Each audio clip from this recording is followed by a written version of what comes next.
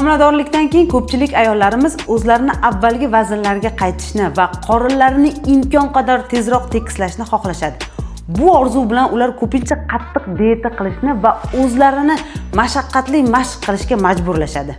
Ammo siz o'ylab ko'rganmisiz? Dietalar va intensiv mashqlar ayniqsa tug'ruqdan keyingi zaif organizmga qanday zarar yetkazishi mumkin?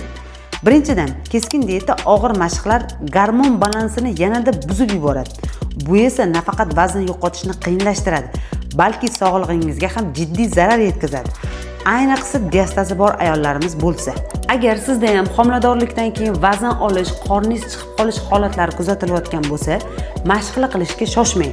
Tug'ruqdan keyin birinchi 6 oy davomida organizmni tiklash uchun eng samarali usul bu sog'lomlashtiruvchi massaj muolajasini olish va yengil elfiki mashqlar hisoblanadi. Qorin sohasida diastazi bor yo'qligini aniqlash bo'yicha darslik tayyorlaganman.